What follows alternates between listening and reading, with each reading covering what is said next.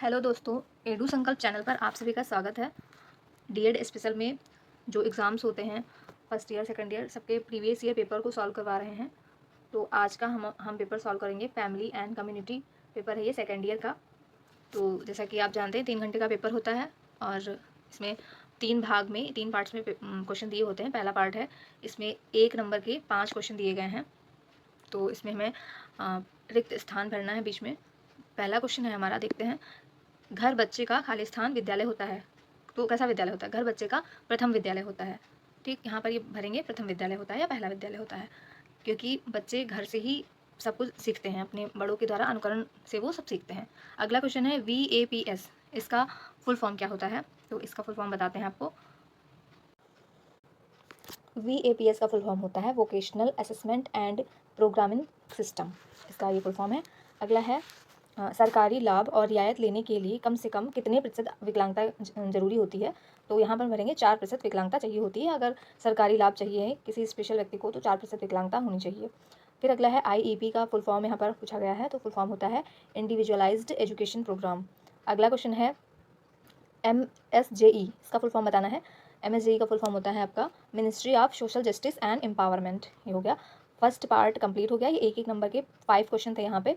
अब हम बढ़ते हैं पार्ट बी की तरफ। तो इसमें 2 नंबर के क्वेश्चन दिए गए हैं, टोटल 5 क्वेश्चन हैं और ये सारे करने हैं आपको। और इनके दिया गया है कि आपको आंसर ज़्यादा बड़ा नहीं लिखना है, 1 पेज का या 1.5 पेज का इनफ है। तो पहला क्वेश्चन दिया गया है कि परिवार की 2 विशेषताएं बतानी है। तो परिवार की 2 विशेषताएं क्या होंगी? यहाँ पर आप अपने हिसाब से बना करके मीन्स आपने पढ़ रखा है, तो आप परिवार के बारे में जो कुछ आपने पढ़ा है उसकी क्या विशेषताएं होती हैं, तो अपने आप हेडिंग्स डाल के लिख सकते हैं। जैसे कि पहला परिवार की विशेषता हम कह सकते हैं कि एक परिवार होता है तो हमें वहाँ से वंश का नाम मिलता है, वंश नाम मिलता है और पारिवारिक सपोर्ट मिलता है।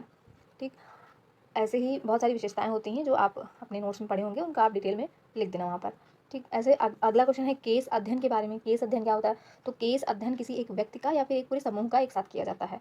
तो इसमें जैसे हम किसी संस्था का अध्ययन कर रहे हैं तो संस्था के बारे में वो कब स्थापित हुई, उसको किसने स्थापित किया और वो कहाँ पर है, बहुत सारी क्वेश्चंस होते हैं जो हम केस अध्ययन के अंतर्गत वहाँ पर कलेक्ट करते हैं अपने पास और फिर उस पर किसी निष्कर्ष पर पहुँचते हैं। तो ये होता है केस अध्ययन। फिर थर्ड क्वेश्चन आता है यहाँ पे, संयुक्त परिवार से आपका क्या तात्पर्य है? संयुक्त परिवार क्या होता है आप समझ सकते हैं, जॉइंट फैमिली में क्या है। तो इसके बहुत सारी विशेषताएं भी होती हैं और बहुत सारे इसके दोष भी हो सकते हैं। संयुक्त परिवार में लोग एक साथ माता पिता, उनके बच्चे, दादा दादी, चाचा बुआ, सब पूरी फैमिली इकट्ठे कई लोग रहते हैं परिवार में। ठीक, इसके बारे में आप बुक में अपने नोट्स में पढ़िए और आपको फिर डिटेल में लिखना है। यहाँ पर हम सिर्फ आपको एक आइडिया दे रहे हैं कि आपको आंसर कैसे करना है। ठीक, आगे बढ़ते हैं।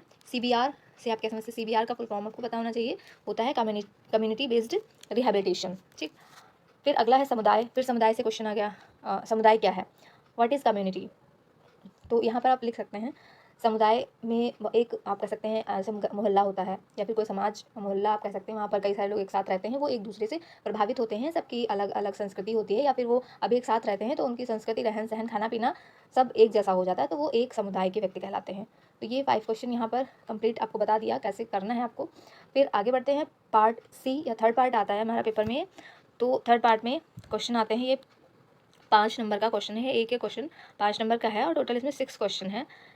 ठीक, इसमें से आपको 4 क्वेश्चन करने हैं, तो जो भी आप देख लीजिए 4 क्वेश्चन आपको जो इसमें आते हों अच्छे से वो आप करिए। जैसे आपको बताया दे रहे हैं कि परिवार के प्रकारों की व्याख्या करनी है, तो कौन कौन से परिवार आपने पढ़े होंगे? संयुक्त परिवार होता है, एकल परिवार होता है, मिश्रित परिवार होता है या एकल अभिभावक परिवार होता है। ठीक, अब इनके बारे में आप डिटेल में वहाँ पर लिखेंगे। फिर आता है अभिभावक संगठन के लाभों को। अभिभावक संगठन मतलब जैसे बच्चे पढ़ाई कर रहे हैं, विकलांग बच्चा है, तो अगर अभिभावक भी अपना सपोर्ट कर रहे हैं तो बच्चे को सीखने में और आगे बढ़ने में ज़्यादा हेल्प मिलेगी। बस इसी के बारे में आपको लिखना है। अगला है केस अध्ययन के लाभ। केस अध्ययन के लाभ क्या होते हैं? आप केस अध्ययन के बारे में आपने नोट्स में पढ़ा है और हमने कई बार बताया भी है, तो जो जो आप लाभ जानते हो यहाँ पर आप डिटेल में सब कुछ लिखेंगे। फिर आता है परिवार में सिबलिंग की भूमिका क्या होती है, क्वेश्चन हो गया। फिर अक्षमता के कारणों को लिखना है। CWSN वाले जो बच्चे होते हैं, चिल्ड्रन विद स्पेशल नीड वाले जो बच्चे होते हैं, उनके जीवन में विवाह को लेकर क्या क्या समस्याएं आती हैं, क्या अच्छाई होती है, क्या समस्याएं होती हैं, ये सारे चीज़ें आपको इसमें लिखना है। ठीक, आगे हम बढ़ेंगे। पार्ट आपका फोर्थ पार्ट है इस पेपर का, तो इसमें एक क्वेश्चन 10 नंबर का आएगा। बिल्कुल आपको ऐसे टाइप में लिखना है, इसमें कम से कम 4 से 5 पेज का आपका यहाँ पर आंसर रहेगा। तो 2 प्रश्न दिए गए हैं, इसमें से जो भी आपको अच्छे से आता हो वो आप वहाँ डिटेल में लिखेंगे। जैसे पहला क्वेश्चन है, परिवार की परिभाषा लिखनी है और मानसिक मंदित बच्चों के पुनर्वसन प्रक्रिया में परिवार का क्या प्रभाव है, ये सब आप डिटेल में, और परिवार के बारे में सब कुछ लिख देंगे। परिवार का हमारे जीवन में क्या महत्व है, परिवार में कौन कौन लोग रहते हैं, परिवार की विशेषताएँ क्या हैं, परिवार के दोष क्या हैं। तो जब लॉन्ग आंसर लिखेंगे तो दोष, गुण सब कुछ लिखना होता है वहाँ पर आपको। ठीक। अगला क्वेश्चन है, CWSN को मिलने वाले लाभ, जो विकलांग बालक होते हैं उनको सरकार के द्वारा जो लाभ मिलते हैं उनके बारे में आपको डिटेल में सब कुछ यहाँ पर लिखना है। ठीक। तो ये आपका पेपर कंप्लीट होता है यहाँ पर। फिर अगला पेपर है, ये हम आपको अगला वीडियो बनाएंगे तो उसमें बताएंगे। ये कंप्लीट हुआ पेपर आपका। ठीक है, और कोई डाउट हो तो आप लोग पूछ सकते हैं।